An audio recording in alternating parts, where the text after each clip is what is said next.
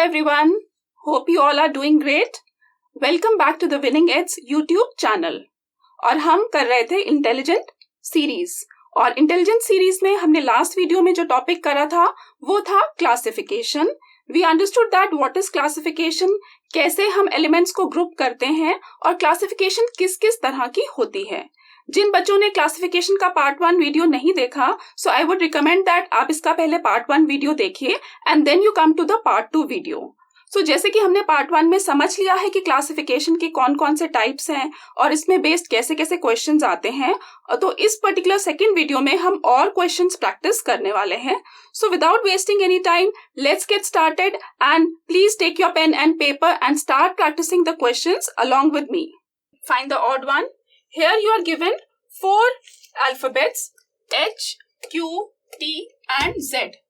अब आप बताइए H, Q, T और Z में क्या सिमिलैरिटी है, क्या डिसिमिलैरिटी है, कैसे हम इनको कैटेगराइज करेंगे, कैसे हम इनको क्लासिफाई करेंगे.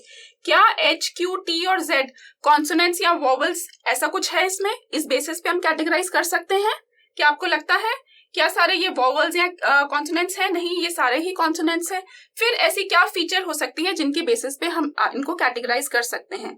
अभी लास्ट स्लाइड में मैंने आपको बताया था, जब मैंने आपको बताया था नंबर क्लासिफिकेशन, तो मैंने आपको बताया था आपके पास कुछ क्वेश्चन ऐसे हो सकते हैं, those would be based on the position of numbers. So अभी हमें चेक करनी है इनकी पोजीशन. H की क्या पोजीशन है, Q की क्या पोजीशन है, T की क्या पोजीशन है और Z की क्या पोजीशन है.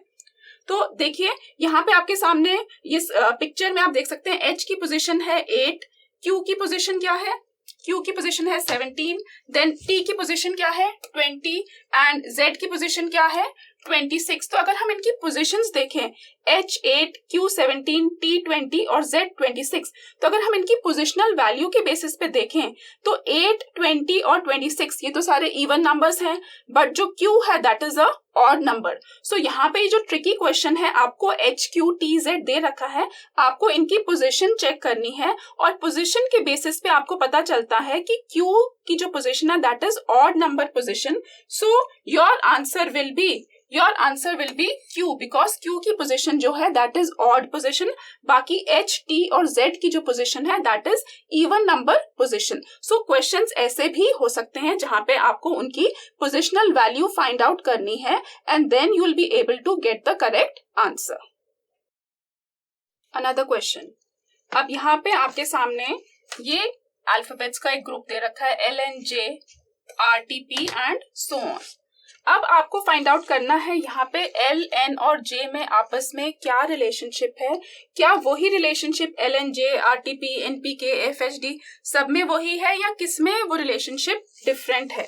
तो L और J में आपको चेक करना है L और J में कोई रिलेशनशिप है या यहाँ पे हम बात कर रहे हैं L और N में कोई रिलेशनशिप है. ठीक है, तो जब हम बात कर रहे हैं इसमें L और N की बात कर रहे हैं, L और N में जो है +2 है. ठीक है, और J और L में जो है वापसी में बैकवर्ड्स J, K, L +2 है.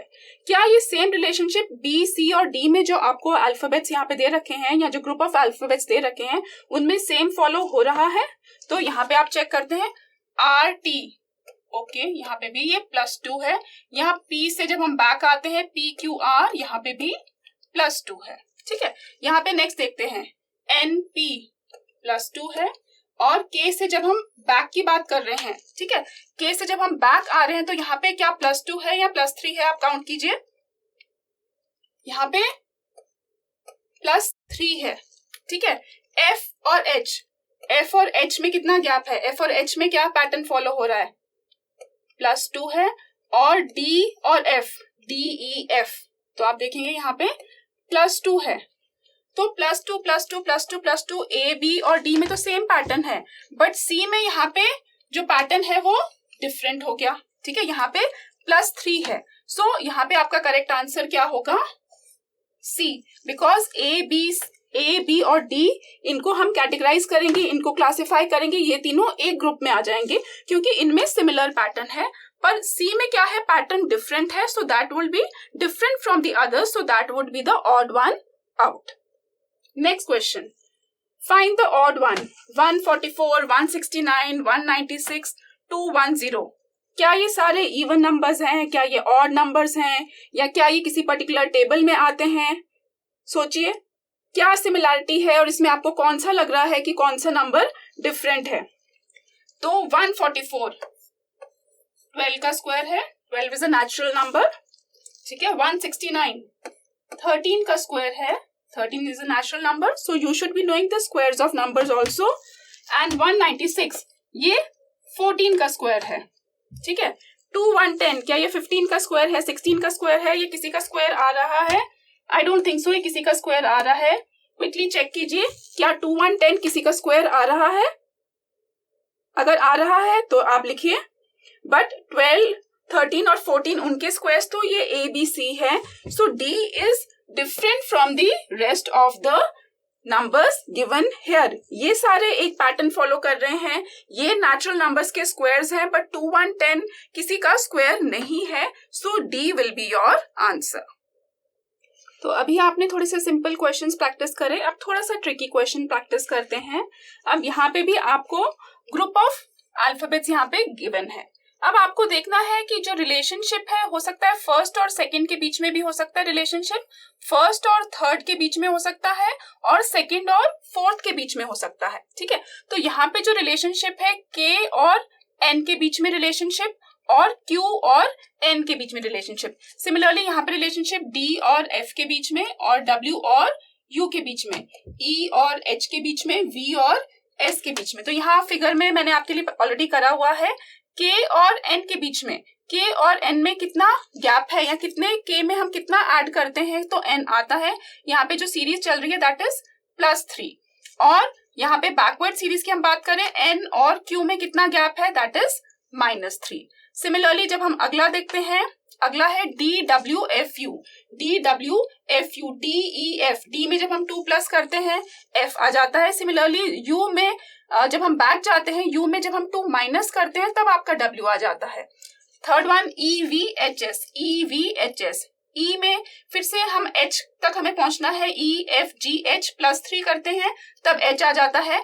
और S और V में क्या है, जब हम बैकवर्ड्स जाते हैं, S में 3 प्लेसेस बैकवर्ड्स जाते हैं तब V आ जाता है। सिमिलरली D वाला HKSP, तो H और S में क्या रिलेशनशिप है, H में जब हम 3+ करते हैं K आ जाता है, और P में जब हम 3 बैकवर्ड्स जाते हैं तो S आ जाता है।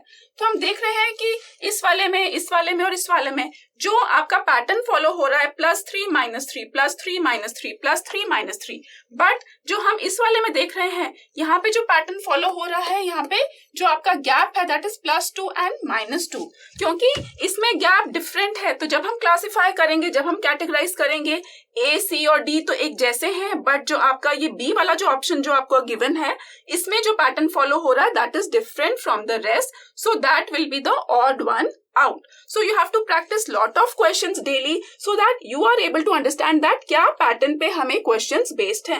So positional value पे questions based हैं। एक पहला क्वेश्चन था, आपको खाली एक ही अल्फाबेट दे रखा था, फिर आपको 2 अल्फाबेट्स दे रखे थे, और अब आपको 4 अल्फाबेट्स का ये ग्रुप दे रखा है, और आपको उसमें पैटर्न फाइंड आउट करना है। Hope this question is clear to you. Next question. A very simple question, I think ये क्वेश्चन अब आप सब सॉल्व कर लेंगे, इतने सारे क्वेश्चंस हमने ऑलरेडी प्रैक्टिस कर लिए। तो देखते हैं, यहाँ पे है PQT। अब आपको देखना है PQT, P के इमीडिएटली बाद क्या आता है Q, और Q और T में कितना गैप है। तो Q और T में जो गैप है वही गैप हमें बाकी सब में देखना है। हो सकता है PQT अलग हो और बाकी सब में एक सिमिलर पैटर्न हो। सो PQ, UV, DE और IJ, तो फर्स्ट और सेकंड में तो सब में सेम है ना, PQ, UV, DE, IJ same है। अब चेक करते हैं Q और T में। Q में जब हम R और S है ना, तो Q +3 आपका आ गया है T। उसी तरह V और Y, V के बाद UV, WX, 2 के गैप के बाद आ गया है आपका Y, मतलब +3। उसी तरह DEH, E के बाद FGH, फिर से +3 के गैप में आपका आ गया है H। अब J और N, J, K, L, M, N, तो यहाँ पे जो है J और N में जो गैप है दैट इज ऑफ +4, और बाकी सब में जो गैप है that is of +3। So first और सेकंड में तो पैटर्न सब में सेम है, बट सेकंड और जो थर्ड है, सेकंड और जो थर्ड अल्फाबेट है उसमें 3 में पैटर्न सेम है, बट जो D ऑप्शन है उसमें पैटर्न डिफरेंट है, बिकॉज उसमें जो गैप है दैट इज ऑफ 4, ठीक है, वहां पे 4 का गैप है, so D will be your answer, ठीक है। Next question, find the odd one. अब यहाँ पे 122, 128, 199 और 200, यहाँ तो आप चेक कीजिए कि सारे 2 के मल्टीपल्स हैं और कौन सा 2 का मल्टीपल नहीं है, या आप चेक कीजिए कि इन सब में से इवन नंबर्स कौन से हैं या ऐसा कौन सा है जो ऑड नंबर है। So if we can see that even number वाले अगर हम सीरीज देखें, so this is even and 200 is also even, but 199 is a odd number. This is divisible by 2, this is divisible by 2, this is divisible by 2.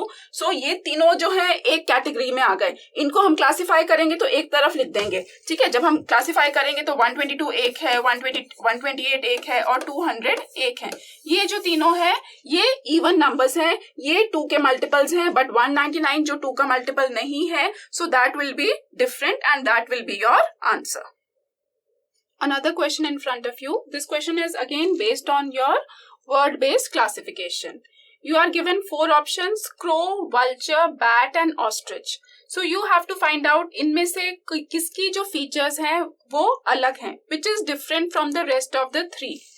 So crow, vulture and ostrich, ये तीनों क्या है? These 3 are different types of birds. Crow भी bird है, vulture भी bird है, ostrich भी bird है, बट बैट के फीचर्स, बैट की जो प्रॉपर्टीज वो उससे अलग हैं। सो बैट जो बिलोंग करता है मैमल्स कैटेगरी को।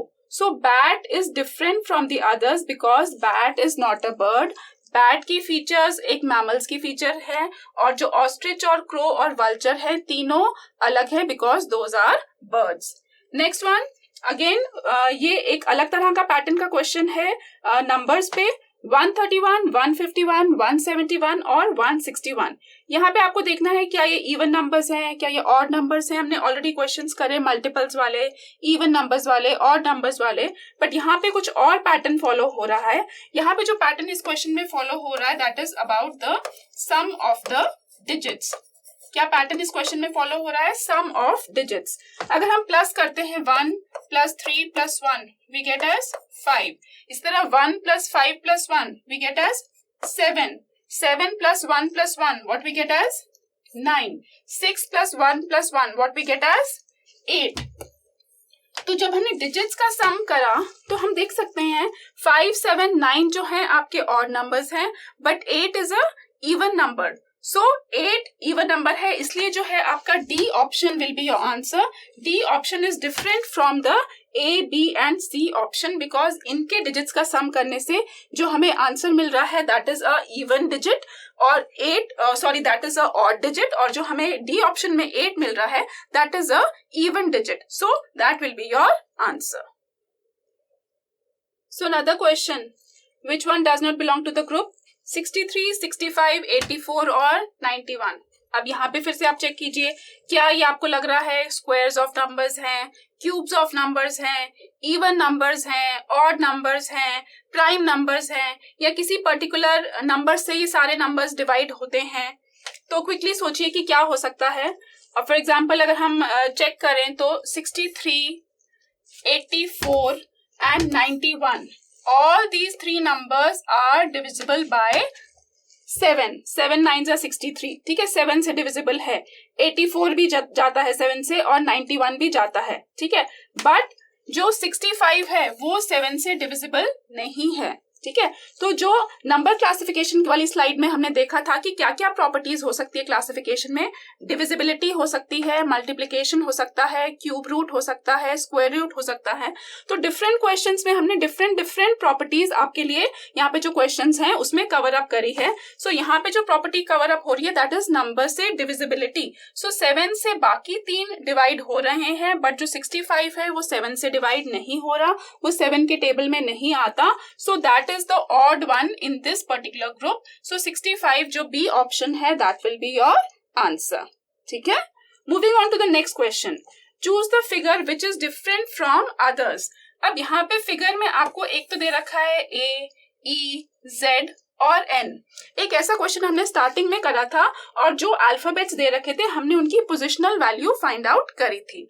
अब यहाँ पे कुछ और पैटर्न फॉलो अप हो रहा है।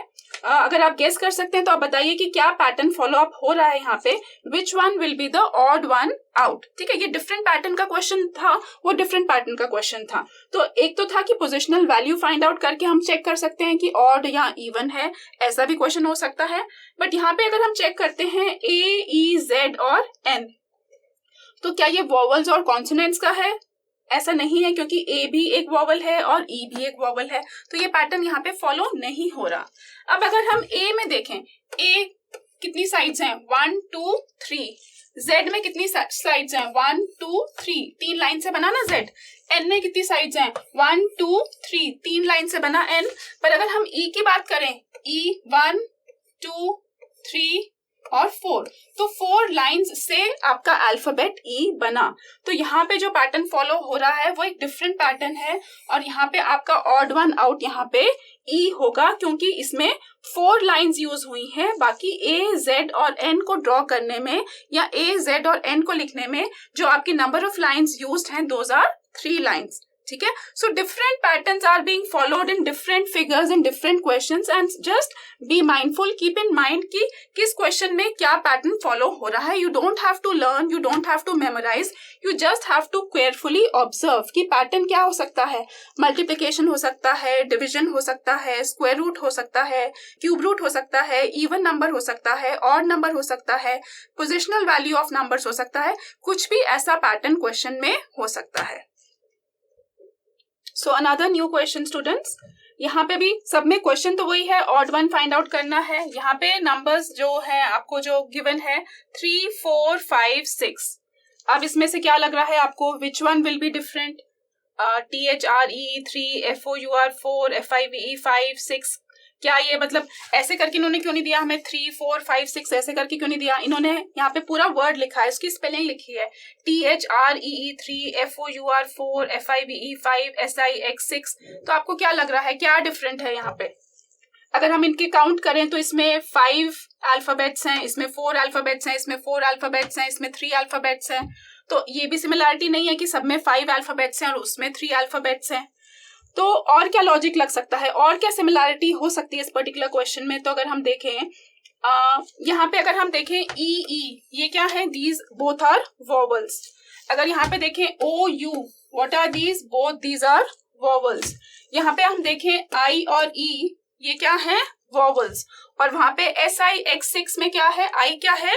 वॉवल। तो यहाँ पे the number of vowels is 2, the number of vowels is 2, the number of vowels is 2, but last वाले में the number of vowels is 1। So that is the difference. ठीक है, वो अलग है। बाकी सारे क्लासिफाई करेंगे तो बाकी सारे में 2 वॉवल्स हैं, बट उसमें सिंगल वॉवल है। So D will be your answer in this particular question. Moving on to the next question, ये भी फिर से वर्ड क्लासिफिकेशन का एक क्वेश्चन है।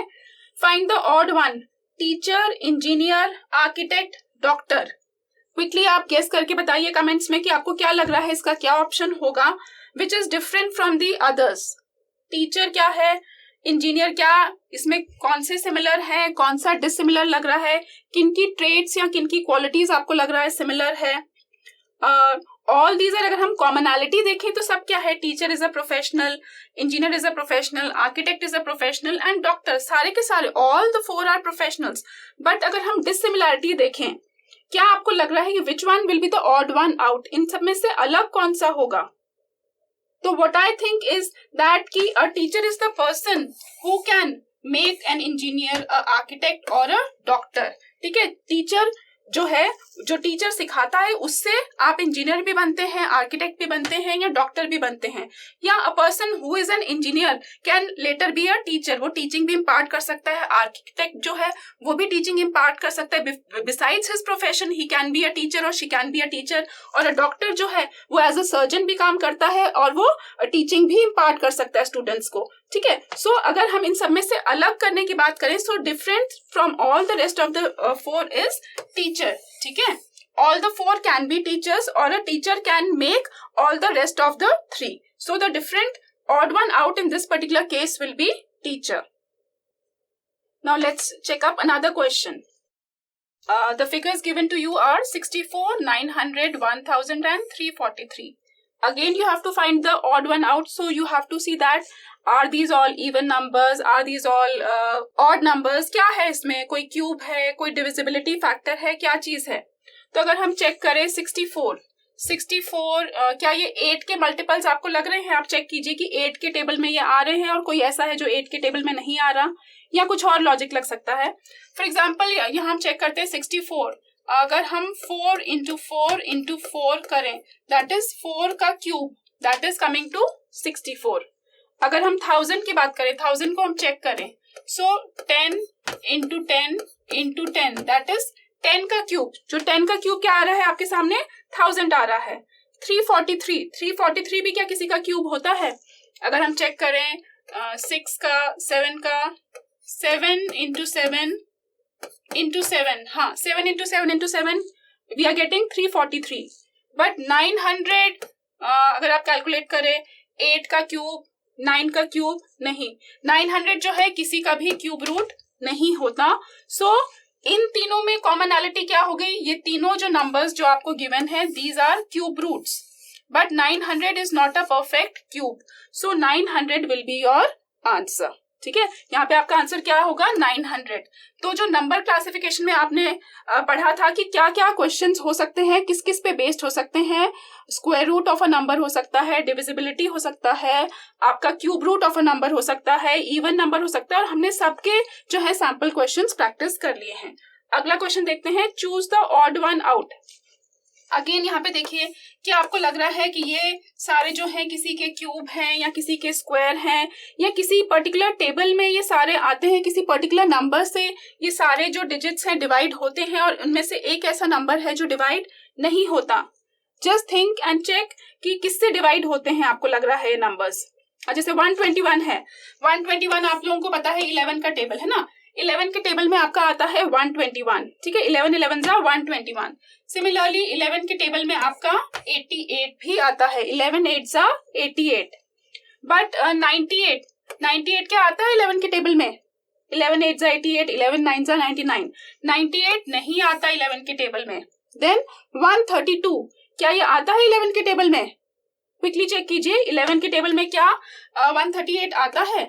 11 12 जा, ठीक है, 11 12 जा 132। तो ये सारे नंबर्स जो हैं आपके 11 से डिवाइड होते हैं।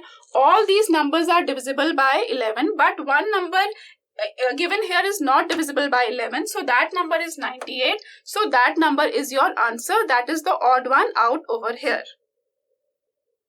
अब हम जल्दी से एक दो क्वेश्चंस पिक्चर क्लासिफिकेशन के भी कवर अप कर लेते हैं। We have already done letter classification and number classification. अब पिक्चर क्लासिफिकेशन में क्या है? You are getting a figure, और इस फिगर में आपको देखना है कि which one is the odd one out. Quickly analyse this figure. ठीक है, सब में आपके शेप्स हैं, दो में डिवाइडेड हैं। ठीक है, सब में आपकी शेप्स हैं, रेक्टेंगल है, डिवाइडेड है, और यहाँ पे दो सर्कल्स है। रेक्टेंगल है, डिवाइडेड है, सर्कल्स की पोजीशंस यहाँ पे चेंज हो गई है। यहाँ पे रेक्टेंगल है, यहाँ पे वर्टिकल हो गया है, पोजीशन चेंज हो गई है।